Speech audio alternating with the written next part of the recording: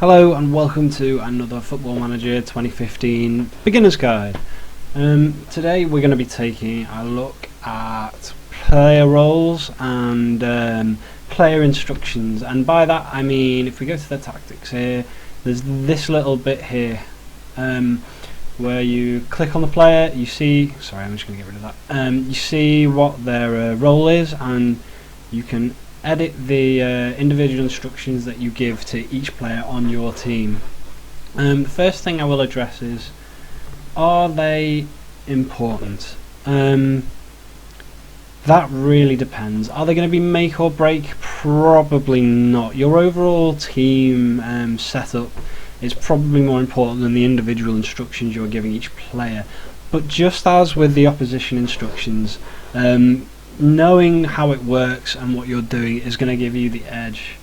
And unlike opposition instructions, there's no ask assistant manager button to do it all for you, so it does help if you know each of them. It makes your system work better, it makes you get the best out of your players.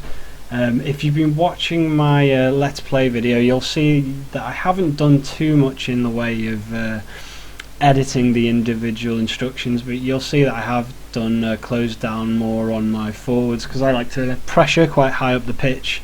You'll know that I play quite a short passing game with a high line, trying to control the game, so that's why I've got these set to press. Plus, with the exception of Draxler on the left, my forward and my right attacking mid have decent work rates as well, which helps with the closing down. Anyway, so what do you use the individual instructions for? Well, if we just go to the forward here, you'll select a player role, and I would love to go through every single one of these for you and explain them, but that would take me literally forever, so you're going to have to do a bit of reading here and read what it says at the side for all the roles, and have a think about how you want to play. So for example, if we choose target man, if we have someone big up front who's good in the air, then maybe we want to do target man. Maybe, what does it say for support here? Yeah, so with support, the target man is going to sit a little bit deeper, as you can see over here. He's not as far forward, and he's going to be looking for balls to come into him, and he's going to knock them down and pass them to his teammates that are arriving around him. So in this case it would be the left winger and the right winger, and depending on if your attacking midfielder there is an attacking set to attack duty, then he will also receive the knockdowns. So as you can see here, that relies on heading, jumping reach, strength, decisions, work rate, because he's going to be knocking the ball down, so you'd be getting crosses in, he's going to be receiving them in the air and knocking them onto the attacking players. You'll see that if we go to instructions, we have a certain set of instructions that we can give him. I'm just having a look here.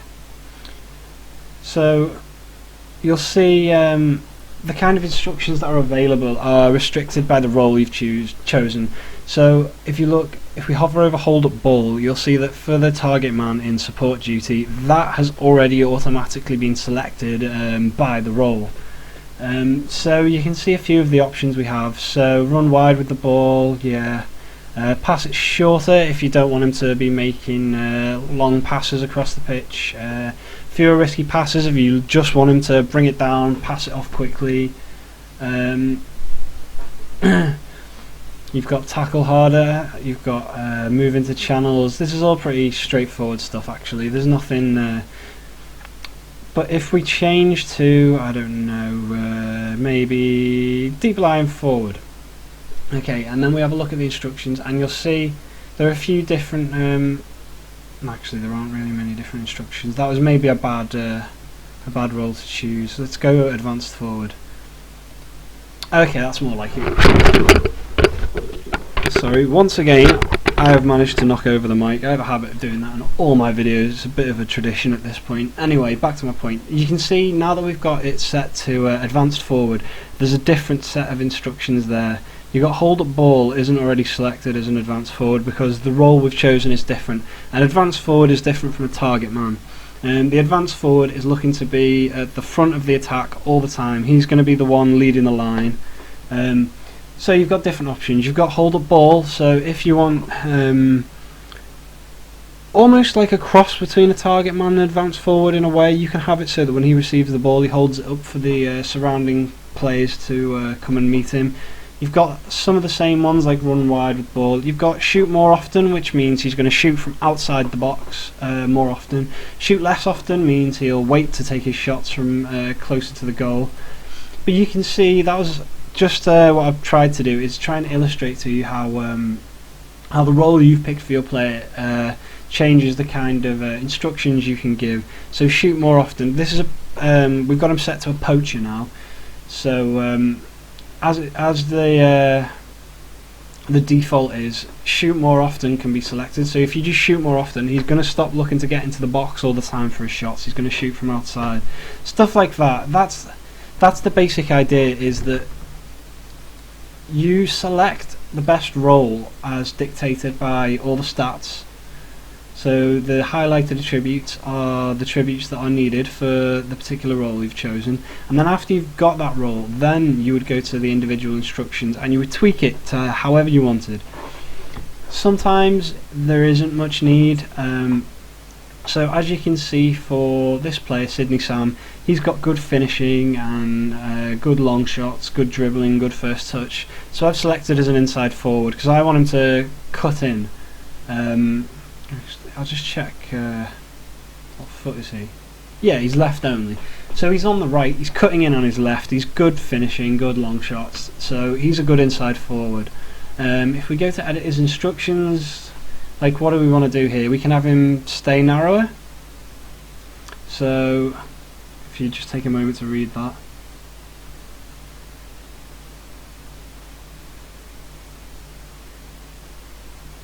So okay, that explanation kind of seems to talk about the whole team actually rather than the player, which is a bit strange. Stay narrow would have him, well, it would stay narrow, which is maybe a good thing for him to have. It depends on the opposition defence and things like that. You've got hold up ball again, room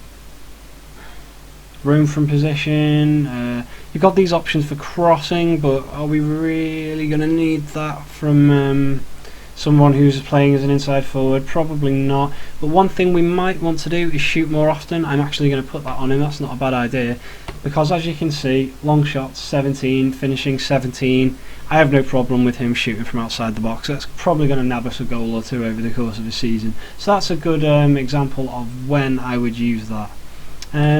Okay, let's have a look at the fullback now. Look, we have a lot more options here readily. Where is it?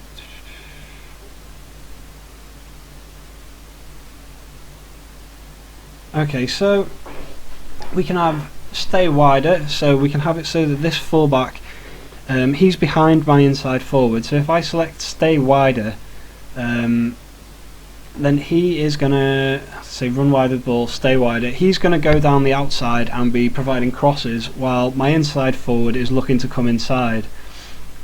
So that one means that he's going to be heading out wide when he's in possession, and that one, well, it's a similar kind of thing. He's basically going to stay as close to the touchline as possible. I will admit that there are bits of overlap, but the way you work out what does what is by looking at the category across the top. So that's when he's in possession of the ball. That's his general movement. That's when you don't have possession and you're defending. Okay, so that's how you work it out. It does get a bit complicated, I will admit, and there's a lot of overlap between the instructions and the opposition instructions, and it can be tricky. But the best thing to do is to start the season without any player instructions, I would think, and then over the course of the season, as you get to know what you want to do, you can tweak them. So you can see we've got all these kind of options here. So say I was playing a target man, then I would do cross aim target man. Let's see, if we put our guy up front as a target man, maybe in support, then we're going to get the fullback chucking in crosses to his head. He's going to be knocking it down, passing it onto others around him. Let's see what else we can do. We can do more risky passes if we want him to try and set up the players around him, you know. And I understand that there are a lot of instructions. It takes a while to get to know what they all do. Sometimes there's often ones that I completely forget about, like I don't know. Hold position. I can't think of a time when I have ever really used that, but whatever. I'm sure there are plenty of people out there that have got tactics where they have used that and they're going, oh, you're crazy, you just don't know how to use it. Like, yeah, I know. But it's just down to personal preference and how you like to get your team working. When it comes to the goalkeeper, I always have him generally set as just a goalkeeper and defend rather than a sweeper keeper. It's less risky. And then I go to the tactics and I always have it just distributing to either the fullbacks or the centre backs, because I don't like the keeper to hoof it up the pitch and lose possession. So I try and do that. Sometimes I do pass it shorter. What else have we got? We've got the centre backs. I've got him as a ball playing defender at the moment, actually, which I'm not actually sure I'm going to keep him as going forward. I'm probably going to have a look at that and change that right now. Central defender, maybe as a stopper. Which one's the stopper? Is that the one that pushes forward? Yeah, that's the one that gets ahead of the defensive line. Yeah, that's okay. Quite often I will have more direct passes or fewer risky passes with the centre backs, but as you can see that's already selected, so I don't need to. One thing is with ball winning midfielders and defensive midfielders, quite often I have pass it shorter on. I'm going to put that on now, because then the defensive player is just looking to recycle possession quickly. He's looking to make the tackle and pass it on to one of his better, more skilled teammates as quick as possible, really. As you can see, he hasn't got high vision. His passing is actually okay, you know, I'm going to give him his due there. He's got good decisions, but his vision isn't great. He's not going to be able to be spreading it around the pitch, so we want him to win the ball back and pass it on quickly. Let's have a look at the other centre mid, see what we've got going on for him. What have I set him as at the moment? Deep line playmaker. Let's see what we can do with him. Okay, so we've got the deep line playmaker. I can have him roam from the position so that he can wander around for a while, try and find himself some space, but personally, looking at... Oh, why can't you drag that? I can't see his stats at this exact moment, but I know that he's not really good enough for that. Dribble more if you've got a particularly skilled dribbler in the middle of the park, but again, I don't really want that. Don't want him to run wide with it. Don't particularly want him to close down anymore. Quite often, playmakers in the middle of the park don't have great tackling. Has this guy? No, he hasn't got fantastic tackling, so maybe he's off tackles, but that's a bit risky, I think. You don't want him shirking away from the hard challenges, but it's an option for those playmakers that can't tackle very well. This is my attacking midfielder, who I've currently got set to... Actually, hang on, I'm just going to change the... I like the complete forward role because it's just a little bit of everything. The striker's creating, he's scoring, although he could... Carlos Fierro, who I've got up there at the moment, could do with improving his strength, actually. I'll have a look at that at some point, but not right now. Let's go to the attacking midfielder. So moving to channels could be a good one for him. He's looking for space in between the lines, looking to draw people out of position. Maybe dribble more if he's particularly skilled, that's not a bad one. Run wide with ball, maybe. Maybe shoot more often because he's going to be sitting in front of the defence. So if he's got good long shots, then maybe you want that selected, but I'm not going to have any of them at the moment because I don't know this team well enough to be giving everyone instructions at this point, and I don't particularly think it's going to help. But again, you can roam from position if you want someone in a free role. He's not good for it, but maybe if you've got a player like well, a good example of it would be Steven Gerrard, maybe about 4 years ago when he was playing behind Fernando Torres. He was kind of in a free role then, just sitting behind the striker. That's the kind of thing you might want then, is roam from position.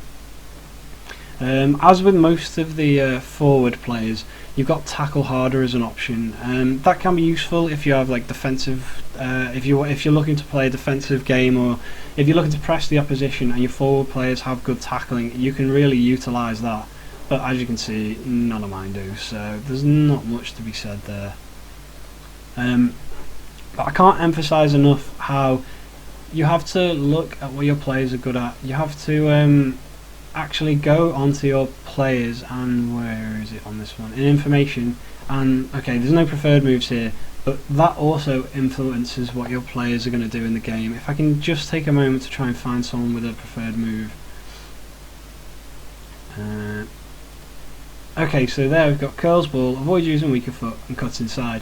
So I probably don't really need to give him the instruction to cut inside, because he's already going to do it. It's one of his preferred moves. He's going to have a tendency to do that anyway. So you want to have a look at that. You want to get to know your players, but then you have to look at the roles you're giving them. The first thing to do is to pick a role that suits your player. So I've got a winger on one side, who I think works quite well there, and an inside forward on the other. Those are the first kind of things you want to set up. Only then do you want to look at what kind of things you want your players to do individually. So after I've put him as an inside forward, I've looked to see what else I can do with him. I've seen that he's got good long shots, so I've got him shooting more often. The final thing that I really have to say about this is you can see this column. You can see at the moment that it's currently ticked here, any player in this position. What that means is if I swap out Sydney Sam and put someone else in that position, these instructions will still apply. We don't really want that, so I'm going to click add player. Where is he? If you will just give me one moment. There he is. So there we go. Those are now specific to Sydney Sam, which is really useful because it means that if you have the time, you can set up individual instructions for each player in each position, because obviously over the course of the season you're going to keep chopping and changing what players are starting. You're going to be bringing players on mid-match, and it's quite a lot of hassle to set this up again and again and again over the course of the season. So it's good to do this when you get a moment and just take a bit of time to set all this up, so that, you know, say I've got okay, let's whack Suso in there. See, I've got Suso here, so now I can put I don't know, keep closed down more on, but maybe shoot less often, hold up ball for Suso. So those are the tactics for Suso, and you can see we can switch between them, so whoever's playing changes what they're going to do, and I'm going to get rid of that. That's really the last thing I have to say about that. Now I know this is a bit confusing maybe, but I hope I've done a reasonable job at explaining how it all works. Like I said, it all comes down to player roles and looking at what your players are good at and tweaking it over the course of a few games. There's a lot to take in if you just go in and try and do it all at one go, and personally I like to do it over the period of a few games, which is why in my Let's Play I haven't done a lot of it yet. Plus in a Let's Play video it would take forever, and you guys don't want to be watching that forever. But I hope I've helped a little bit. In terms of how important it is, it's probably not going to ruin your season if you haven't tweaked it, because the player roles are the important thing. The rest is just doing little tweaks. But like with the opposition instructions, as I said earlier, knowing how it all works just gives you a bit of an edge. So hopefully I've done that. Thanks for watching. Don't forget to subscribe, comment, all that kind of jazz. If there's anything else you'd like to know about Football Manager, just hit me up and I'll do a video on it. But until then, bye bye.